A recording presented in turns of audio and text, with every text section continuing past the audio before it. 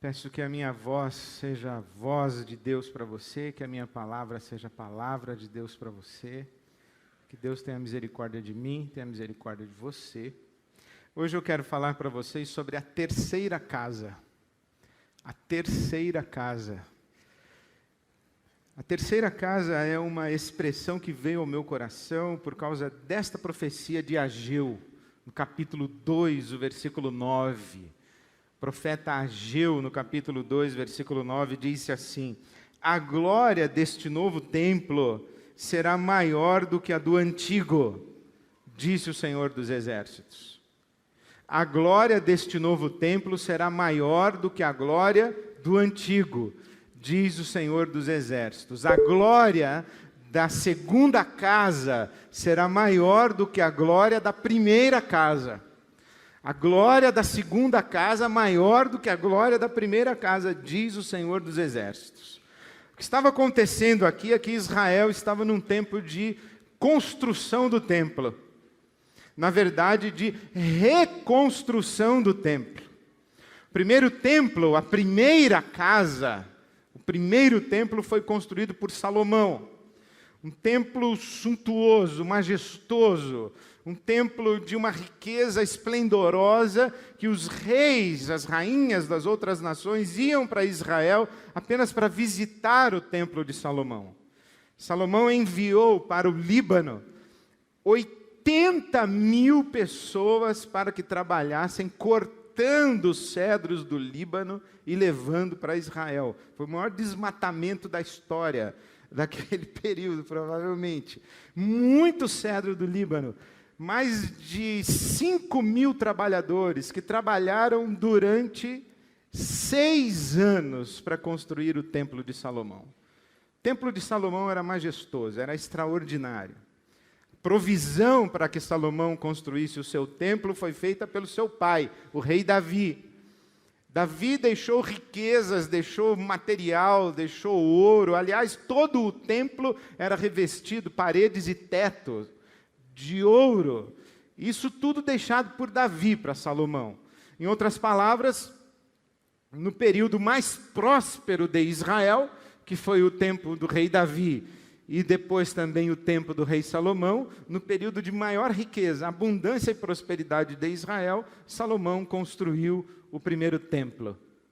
Acontece que a Babilônia invadiu Israel, destruiu o templo, destruiu tudo, levou o povo de Israel para o cativeiro. Eles passaram 70 anos no cativeiro, e agora eles estão de volta do cativeiro. Na Bíblia Sagrada você encontra essa história contada no livro de Neemias e de Esdras. Esdras traz o povo e celebra com o povo um novo pacto na volta do cativeiro. Depois de 70 anos na Babilônia, Esdras traz o povo e celebra um novo pacto de fidelidade a Deus. Neemias reconstrói os muros de Jerusalém. É Ciro, o rei da Pérsia, quem ajuda Neemias, autoriza e inclusive fornece muito material para Neemias reconstruir as muralhas, os muros de Jerusalém. E Zorobabel é encarregado de reconstruir o templo em Jerusalém. É esse segundo templo que está sendo reconstruído por Zorobabel, a respeito do qual Ageu faz a profecia, a respeito desse templo.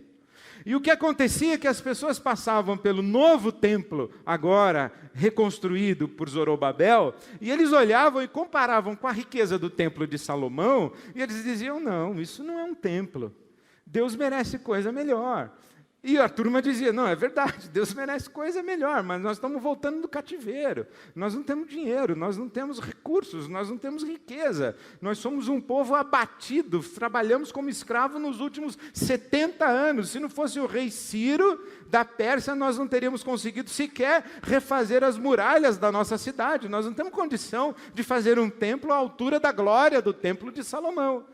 O desânimo do povo, quando Zorobabel estava comandando a reconstrução do templo, foi tão grande, que eles pararam de reconstruir. Ficaram 18 anos sem mexer uma pedra para refazer o templo em Jerusalém.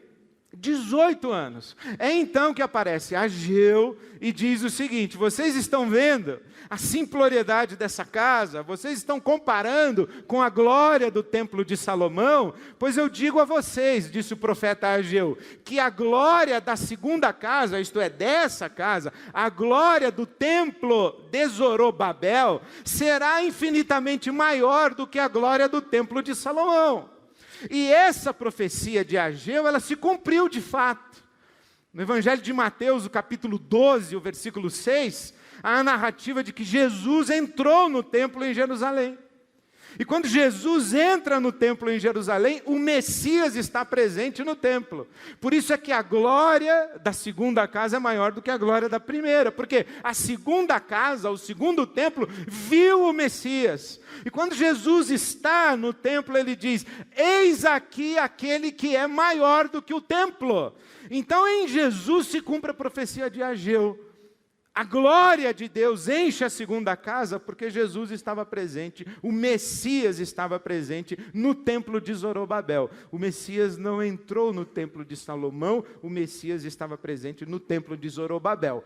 E a glória da presença do Messias era tão extraordinária e sobrepujava de tal maneira a glória do próprio templo, que Jesus, olhando para o templo, disse, sabe de uma coisa? A melhor coisa que nós temos a fazer com esse templo é derrubá-lo. Vamos derrubá-lo. Aliás, podem derrubar. Derrubem esse templo, porque eu vou fazer outro. E eu vou fazer outro templo e ele vai ficar pronto em 3 dias. Aí os circunstantes dizem assim, mas Jesus, como é que pode, o Senhor vai fazer um templo em 3 dias, se esse aqui que nós estamos, demorou 46 anos para ficar pronto? E Jesus diz assim, pode derrubar, eu vou fazer um outro em 3 dias. 3 dias faz você lembrar do quê? O intervalo entre a morte e a ressurreição de Jesus. E é exatamente isso que está sendo dito por Jesus. Ele está dizendo, olha, a nova casa do meu Pai, ela não será construída por mãos humanas. É por isso que Estevão, em Atos capítulo 7, o versículo 48, diz isso explicitamente. Deus não habita em templos feitos por mãos humanas. Deus não habita num templo feito por Salomão. Deus não habita num templo feito por Zorobabel. Deus habita o templo que o filho dele fez. E o filho dele, Jesus de Nazaré, o Messias, o Cristo de Deus, fez um novo templo em 3 dias. E Jesus também profetiza isso em João capítulo 14. João capítulo 14 é muito interessante, porque já se passaram 2000 anos, mais de 2000 anos provavelmente que Jesus, ou quase 2000 anos que Jesus falou as belíssimas palavras de João 14, e a maioria das pessoas ainda não entendeu. Tanto não entendeu que os pastores ainda usam João 14 em cerimônia fúnebre. João 14 o que diz? Na casa do meu Pai há muitas moradas, vou preparar lugar para vocês. Vou e volto. E quando eu voltar, onde eu estiver, vocês estarão comigo. O que Jesus fala? Casa do meu Pai. Como é que a gente faz num culto fúnebre? A gente lê João 14. Na casa do meu Pai há muitas moradas. Aí tem um defunto aqui, com todo respeito ao defunto. O defunto está aqui, a gente fala, o defunto aqui já não está mais entre nós. Ele já está na casa do Pai Celestial, a saber, o céu. Nessa hora, Jesus sentado à direita do Pai,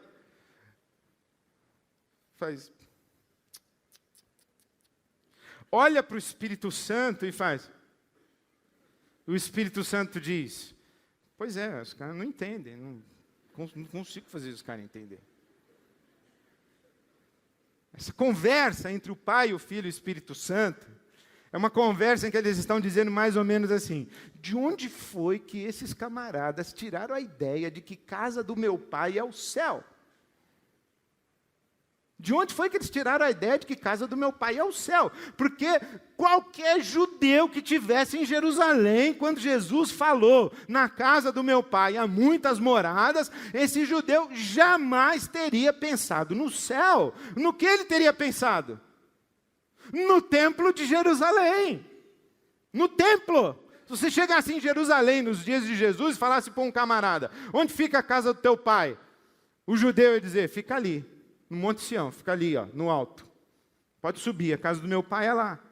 Por isso é que Jesus, quando entra no templo e expulsa os vendilhões do templo, o que ele fala? A casa do meu pai será chamada casa de oração, e vocês transformaram a casa do meu pai num covil de salteadores. Vocês fizeram um business aqui desonesto e maldito na casa do meu pai, que é casa de oração. Do que Jesus estava falando? Do céu? Não, ele estava falando do templo. E Jesus diz, na casa do meu Pai há muitas moradas. Por que ele está falando isso? Muitas moradas. Porque naquele templo de Jerusalém, não tinha lugar para todo mundo. O templo de Jerusalém era dividido em pátio, lugar santo, como se fosse aqui, ó, lá fora é o pátio. Fica todo mundo, menos cadeirante, leproso. Não pode. Aqui dentro, onde vocês estão, ficariam apenas os sacerdotes. E aqui em cima, só o sumo sacerdote. É uma coisa ridícula que a gente reproduz esse negócio. Mas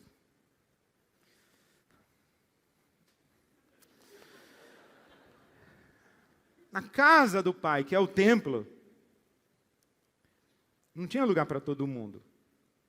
Lá fora, todo mundo com algumas exceções. Aqui dentro, só os sacerdotes. E no lugar santíssimo, só o sumo sacerdote. Chamava pátio, lugar santo e lugar santíssimo, ou santo dos santos, onde ficava a arca da aliança. E no santo dos santos, o sumo sacerdote entrava apenas uma vez por ano. Uma vez por ano. E quando ele entrava amarrado, com um sininho e uma corda. Se o sininho parasse de balançar muito, fazer barulho, os caras ficavam lá de fora, na cortina. Morreu. Ninguém podia entrar para tirar o corpo. Tinha que puxar pela corda. O lugar santíssimo era só do sumo sacerdote. E os gentios, que não eram judeus, nem no pátio ficavam. Ficavam do lado de fora dos muros. Jesus está dizendo, na casa do meu Pai há muitas moradas. Em outras palavras, na casa do meu Pai há lugar para todo mundo. E na casa do meu Pai há lugar para todo mundo, não no pátio, não no lugar santo, mas no lugar santíssimo. Por quê? Porque eu abri um novo e vivo caminho. O véu do templo se rasgou. E assim como a glória de Deus vazou e se espalhou para toda a terra, todos nós podemos entrar na presença de Deus, invocando o nome de Jesus e chamando-o de Pai. Foi isso que Jesus falou. Por isso é que os apóstolos entenderam esse negócio e disseram o seguinte: a terceira casa é o corpo vivo de Cristo. Jesus diz, eu vou e volto. Vou quando? Quando morro. E volto quando? Quando ressuscito. E quando ressuscito, o meu corpo vivo, ressurreto, é a nova casa do Pai.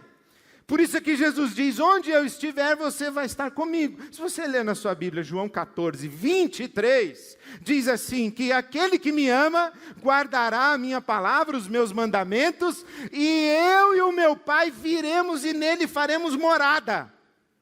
Por isso é que Paulo, em Efésios capítulo 2, ele diz assim, que todos nós somos um grande edifício que está sendo edificado, um grande templo, uma grande casa para morada de Deus em espírito.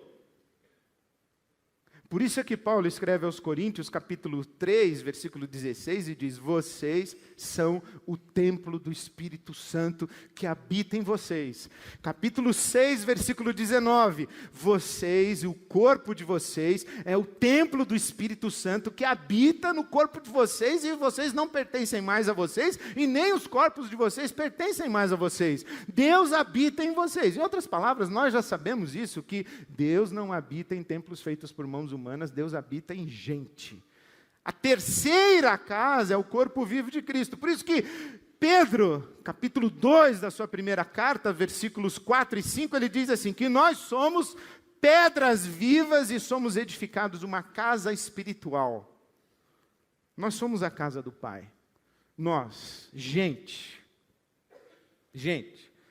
A glória da terceira casa é incomparável à glória da primeira casa de Salomão e à glória da segunda casa de Zorobabel. Nós somos a terceira casa. A igreja de Jesus. E o que tem de especial nessa terceira casa? Tem 3 coisas especiais nessa terceira casa. A primeira é que nela tem lugar para todo mundo. A segunda é que nela tem um lugar preparado para você. Você pode chegar para fazer o check-in que o seu nome está lá, tem reserva no seu nome. Você pode chegar. Ninguém vai te barrar na porta, ninguém vai vai puxar a lista e falar, não tem aqui que você não pode entrar não, você é leproso. Não tem essa possibilidade. E a terceira coisa de especial que tem nessa casa é que Deus mora nela. Essa casa, que é a igreja, não é a IBAB, não é a Igreja Assembleia de Deus, não é a Igreja Presbiteriana do Brasil, não é disso que nós estamos falando. Igreja, no Novo Testamento, é um outro nome para o que hoje nós chamamos de sociedade. A Bíblia Sagrada diz que o Espírito Santo foi derramado sobre quem? Sobre toda a carne. O Espírito Santo está derramado. Onde Deus mora? Mora em gente. É isso que a Bíblia Sagrada ensina. Algumas pessoas são conscientes disso. Algumas pessoas reconhecem isso. Algumas pessoas se rendem a essa presença, a essa habitação. Mas o Espírito de Deus mora em gente. O mundo está cheio de gente manifestando a presença de Deus. Alguns são cristãos. Alguns desses são evangélicos. Mas Deus está morando em muita gente, e há muita gente que sabe disso. E aqueles que sabem disso têm esse estranho hábito do que nós estamos fazendo agora. Nós nos reunimos. Nos reunimos para cantar louvores a Deus, nos reunimos para estudar a Bíblia Sagrada. Mas nós nos reunimos como casa de Deus. E aí sim nós podemos dizer que a casa de Deus está aqui. A habitação de Deus está aqui. E que esse prédio novo para nós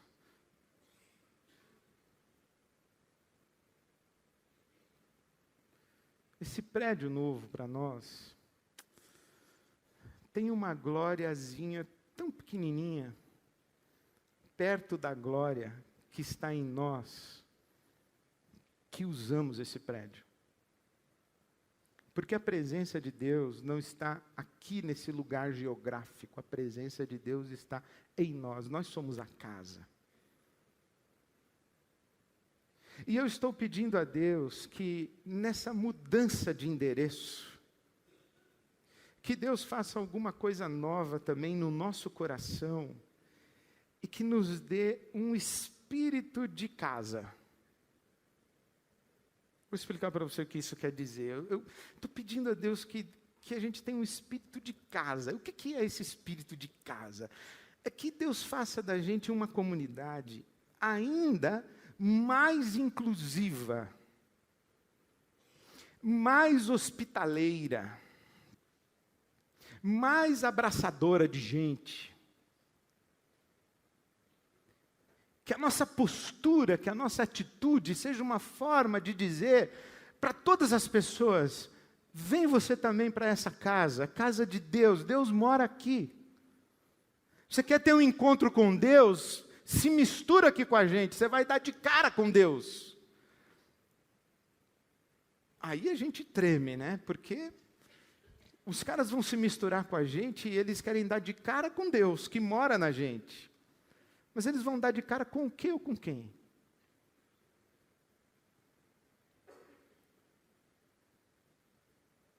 Esse para nós é um privilégio e é um encargo muito sagrado. É que nós carregamos a reputação de Deus. Porque Deus mora na gente. Deus é invisível, a casa de Deus não é, não. Nós somos a casa de Deus.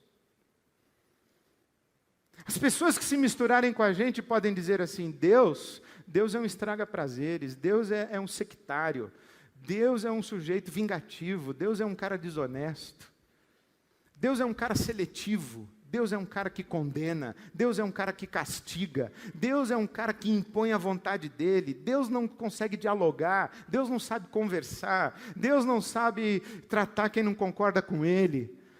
Onde foi que esse pessoal entrou? Em que casa esse pessoal entrou para adquirir essa consciência de Deus?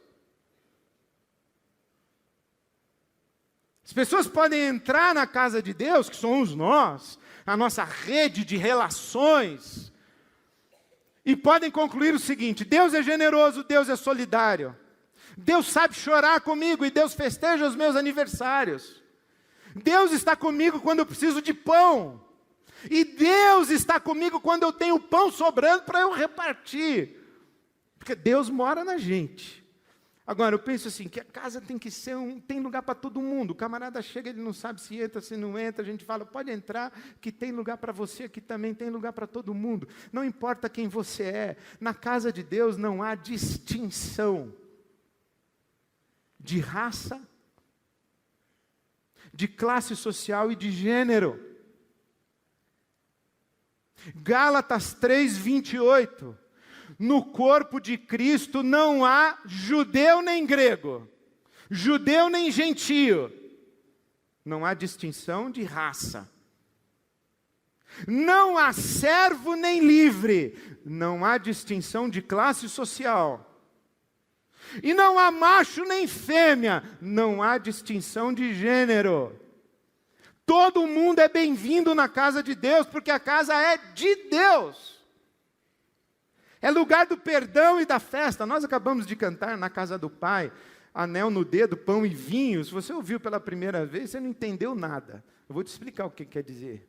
Parábola do filho pródigo, quando o pai tem um filho que pega a parte da herança e vai embora, aí também, se você não sabe a parábola do filho pródigo, fica difícil de explicar.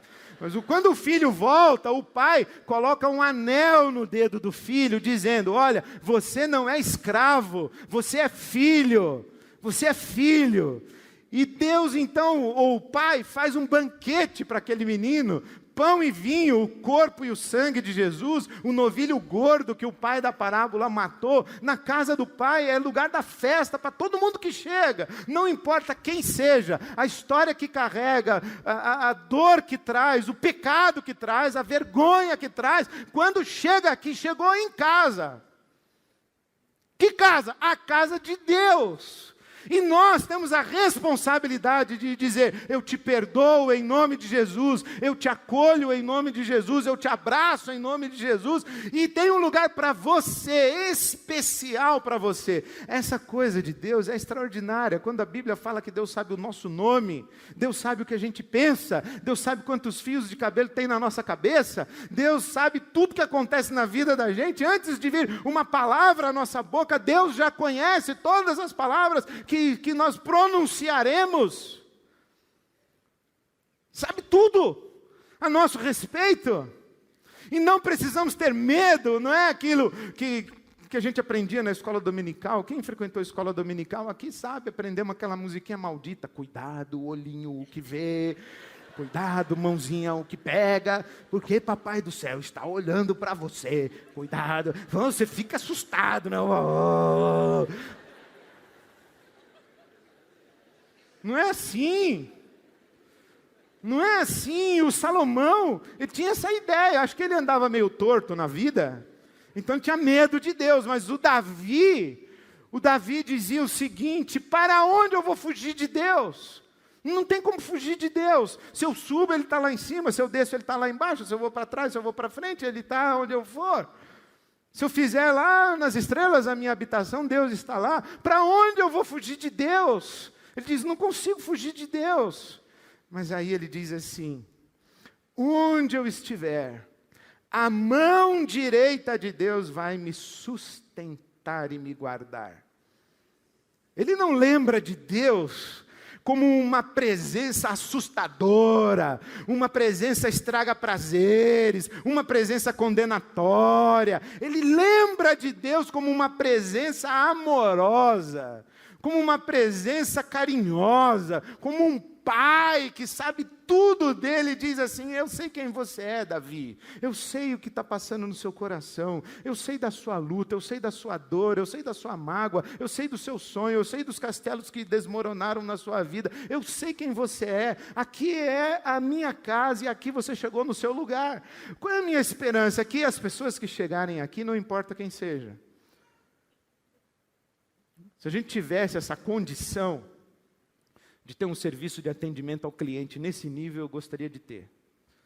Eu gostaria de ter um serviço de atendimento ao cliente nesse nível. A pessoa fala comigo depois do culto, pastor, preciso de um pequeno grupo. Pois não, amanhã está aqui, pode ir lá. Aqui não funciona assim, o nome disso não é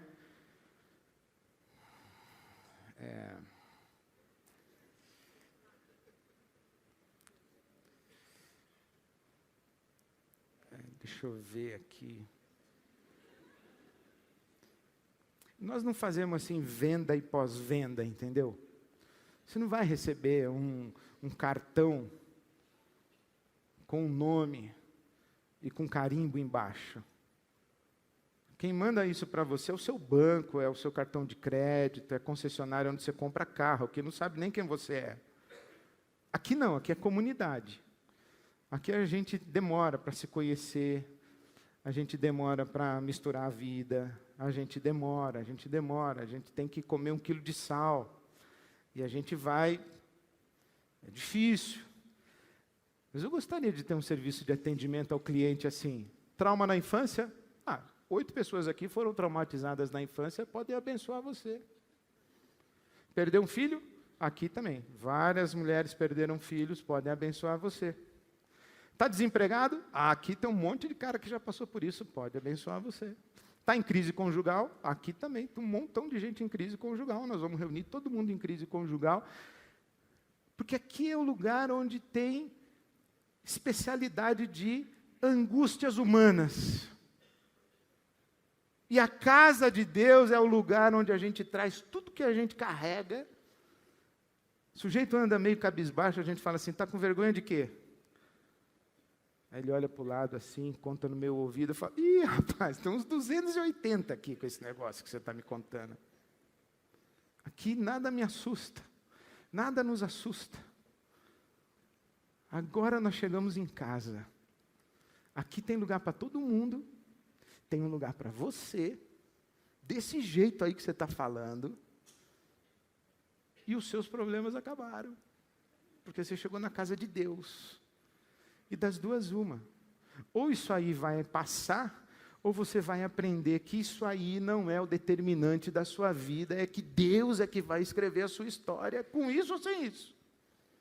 Mas você vai ser uma outra pessoa, porque você chegou na casa de Deus. Talvez você esteja dizendo assim, eu gostaria, pastor, de ter chegado nessa casa aí. Eu já estou aqui na IBAB há 5 anos e ninguém ainda sabe meu nome. É provável. Hoje de manhã eu ouvi uma história maravilhosa. A senhora da nossa igreja estava ali atrás domingo passado, deu um abraço numa moça e o pessoal do banco de trás, assim, da fileira de trás, falou para ela, acho que deve ter visto um abraço tão carinhoso, né, afetuoso, e falou, dá um abraço desse aí em nós também. Eu falei, claro, eu dou um abraço para todo mundo.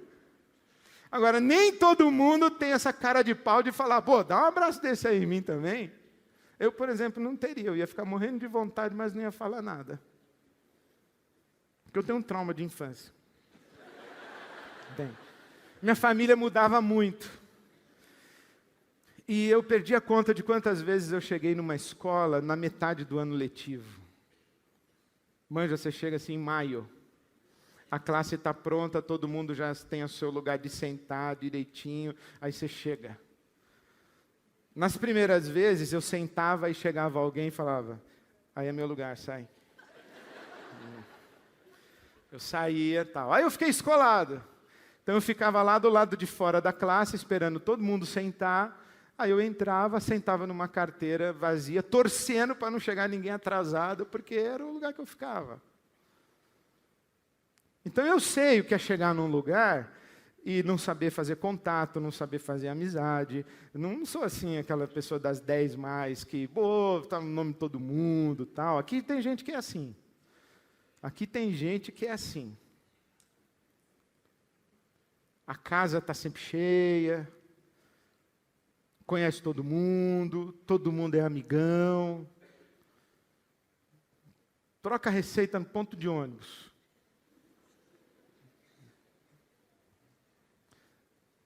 Por exemplo, quem aqui tem o dom da hospitalidade? Assim, faz amigo fácil, se envolve. Você eu já percebi, meu, já está falando desde que eu já. Deus te abençoe, minha irmã.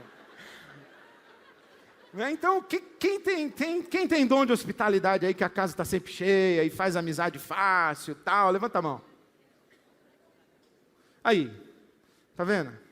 Vocês são importantíssimos na IBAB. Vocês têm a responsabilidade de perguntar para os outros, assim, de onde você é? É a primeira vez, não é? Você vê uma mulher com a criança no colo, assim, você fala, conhece o nosso berçário? Vamos lá, vamos ali no lounge. É você que tem que fazer isso. Esse é o seu papel aqui. Você entra, senta, fica ouvindo a banda, aí tá, aí vai embora reclamando que demorou. Não vem assim. Você tem que vir pensando assim, quem que eu vou receber hoje? Se depender de mim, meu amigo, nós estamos mortos. Outro dia o camarada tirou uma foto comigo. Quando acabou de tirar a foto, que ele olhou assim e falou, ei, pastor, se não queria tirar foto, falasse. Eu falei, ô irmão, desculpa, vamos tirar outra aí, tá? Mas cada um é de um jeito. E sabe que quando eu cheguei, se fica rindo, né? Que você é igual, né? Se teve aquela relação de... Ontem eu assisti uma palestra maravilhosa sobre empatia com quem está falando. Você sacou a minha? Você é igual a mim. Mas sabe que quando eu estava no meu segundo grau, quando eu fui fazer o segundo grau, na época o colegial, eu também cheguei no meio do ano. No primeiro ano. E tinha assim a porta da sala e um janelão imenso assim. E eu fiquei olhando pela janela, esperando a classe encher. E quando eu estou assim, meio perdido ali, eu sinto uma mão no meu ombro. Eu olhei, o camarada falou assim, como é seu nome? Eu falei, Ed. O nome também ajudava muito, né? Ed René Kivitz. Os caras chegam em maio e tem esse nome. Eu falei, só dá desgraça. Aí ele falou, como é seu nome? Eu Falei, Ed. Ele falou assim, eu sou Bahia. Aí ele falou assim, seu nome não é Ed não, é Edmundo, né? Que você tem vergonha. Eu falei, não, é Ed mesmo. Ele falou, eu sou Bahia. Você é aluno novo? Sou, cheguei hoje, primeiro dia. Falei, vem cá que eu vou te apresentar para o pessoal. Aí já chegou, me apresentou para todo mundo e tal. E até hoje, quando eu vou para Santos, eu fico procurando se o Bahia está em algum restaurante lá, está andando na rua. Aquele meu amigo da escola que pôs a mão no meu ombro e falou assim, eu sou Bahia, eu vou te apresentar para o pessoal. Essas pessoas são extraordinárias na vida da gente. Essas pessoas são um presente de Deus para nós. Se você é um Bahia, se você é uma Bahia, você é abençoada e você tem que abençoar pessoas. E eu peço que Deus dê para nós um espírito de Bahia. Para nós como comunidade, para a gente... Porque parece teatro, entendeu? É ruim demais. A gente entra, senta, assiste, volta, aí...